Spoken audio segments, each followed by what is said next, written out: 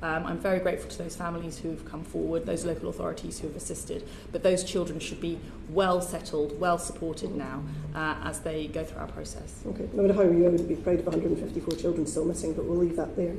Do you think our Alison Thewliss is not a fan of our Home Secretary? Now, this was in the Home Affairs Select Committee meeting on the 14th of June of this year, and they were basically all of them showing how out of depth our Leaky Sue really was. Oh, she was really bad.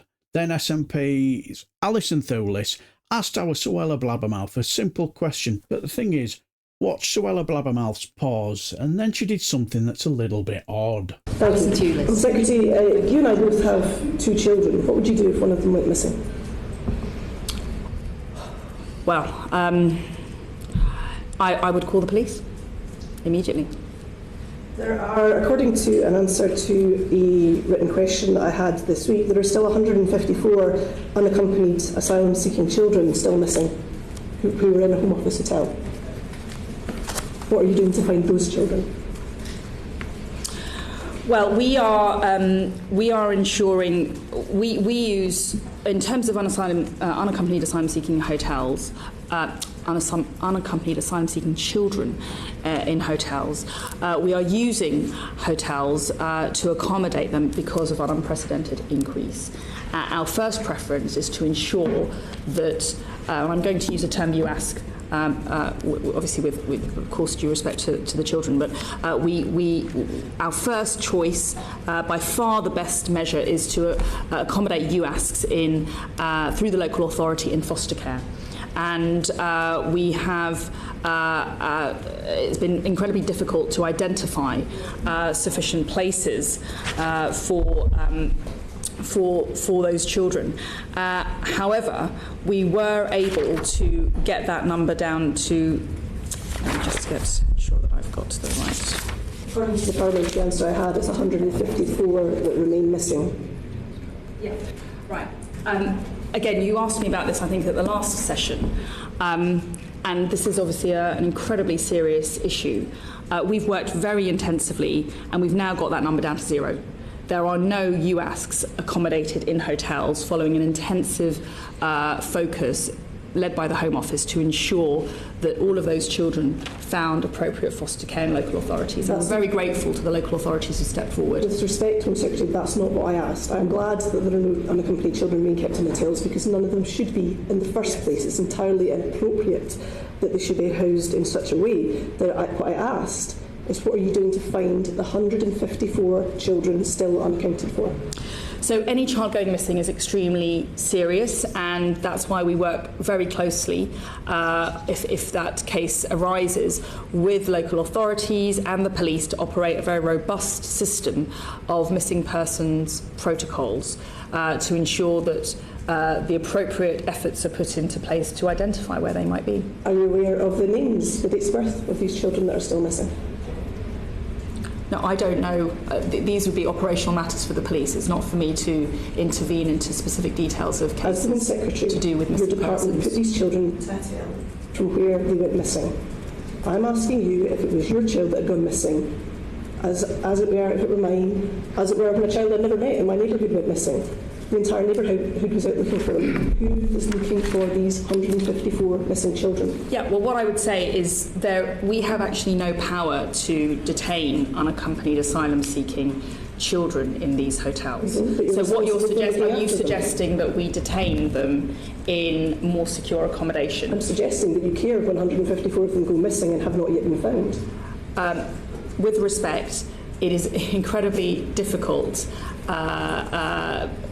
generally when it comes to missing persons, if you speak to the police, to trace them. It is incredibly challenging to find someone who does not want to be found.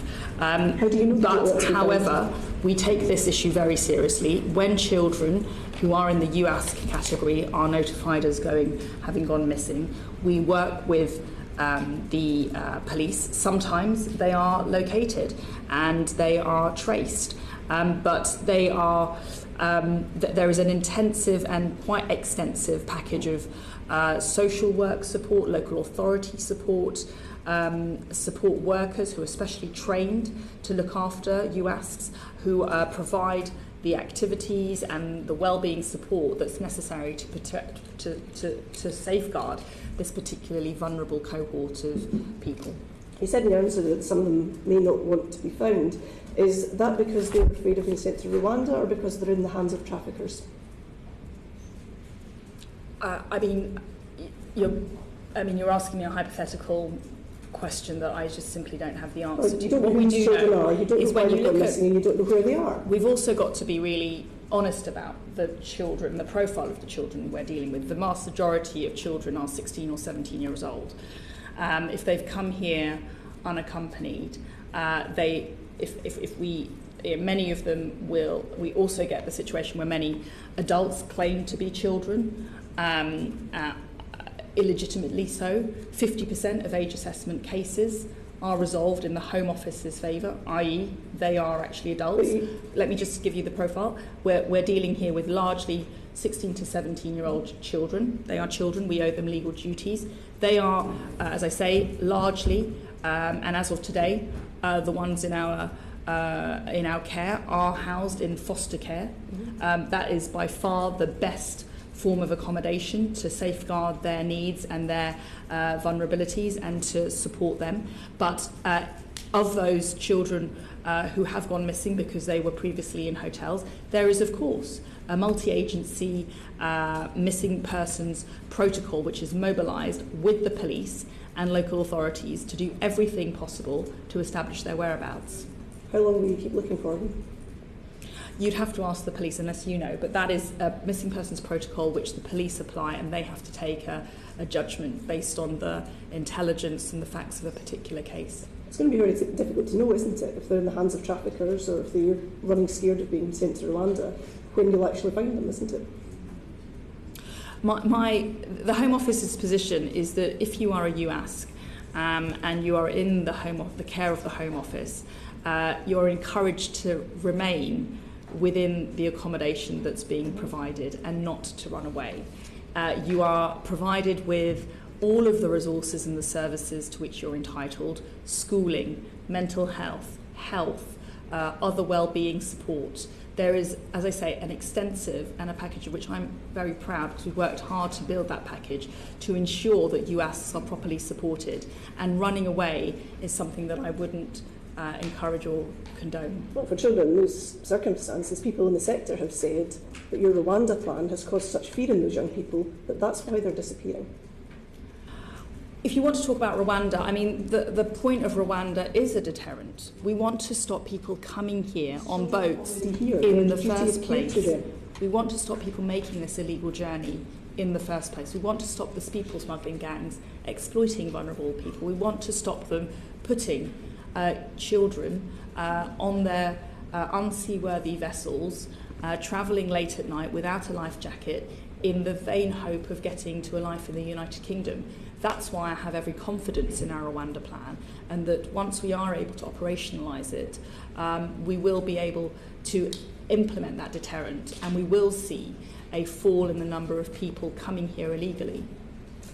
That remains to be seen. Would you agree that the system that we have in Scotland, the Scottish Guardianship Service, where young people are supported by Aberlour and the Scottish Refugee Council, who are experts in this area, that would be a much better way of protecting young people and preventing them from disappearing in the way that they have under your care?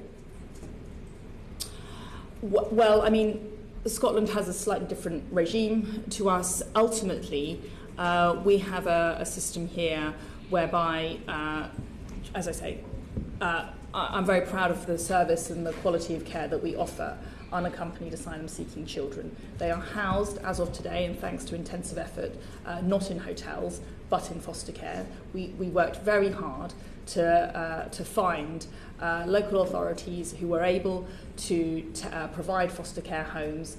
I'm very grateful to those families who have come forward, those local authorities who have assisted, but those children should be well settled, well supported now as they go through our process. Okay, no matter how you would be proud of 154 children still missing, but we'll leave that there. Did you see the side before she answered the question? Is she trying to say that she thought this question was pointless, or just think her kids are pointless?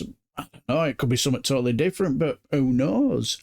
And when asked about what's she doing about finding these 154 kids? Our heartless Home Secretary talked about kids being now in foster care homes and unprecedented increases of people coming here and nonsense. And then when Alison Thewliss went back to the question about what's she doing about finding these 154 vulnerable children that have gone missing, she then looks at the chair and says, I remember you asking about this the last time I was here. So she must have known that this question was going to prop up again. Well, if I were the Home Secretary and I was asked that before, I'm pretty much sure I'd have come up with an answer there and then, wouldn't you? Then she seemed to think she deserved a gold blue Peter badge for moving these unaccompanied kids from hotels where they shouldn't have been in the first place, as Alison Thewliss says, into foster care. But hey, that's an answer for another question though, wasn't it? Then when asked about these children that have gone missing for a third time, she then just prattles on about a bus system that has allowed 154 children to go missing in a situation that they should not have been in the first place. Doesn't know who they are, doesn't know how old they are, but hey, it's a robust system enough to know that most of these children are 16 or 17-year-old, apparently. You know, as if that makes any difference. Is there a certain age when people are no longer vulnerable? You utter Monte Cruella. Then demand sympathy because we cannot force them to stay in hotels. And then when she doesn't get any from Alison Thewliss, because let's be honest, when it comes to our Leaky Sue, you can clearly tell she's no fucks to give.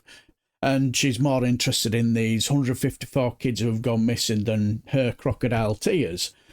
Then she attacks Alison Thewliss for not giving her 2 cents of any of her sympathy. She's absolutely pathetic, isn't she? Also, Alison Thewliss bang on the money when she talked about this Rwanda plan being the problem. Because, let's be honest, if I were a trafficker, I'd just say to these kids, you do realise the longer you stay here, the quicker this government will send you to a country you don't want to be in, because, let's be honest, they don't care about you. Have you seen their Home Secretary? She's not called Suella Braverman for nothing, you know.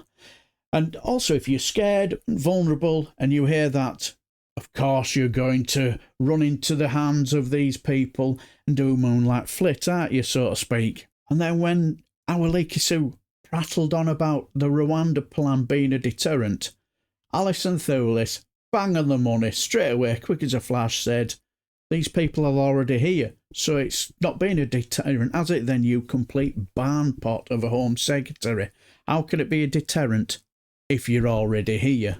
But when people criticise this Rwanda plan as cruel and not a safe country for refugees, people like Leaky Sue or Tom Pursglove or our honest Bob Jenrick will be the first one to attack them for talking this country down. And now, for me, it's either one or the other.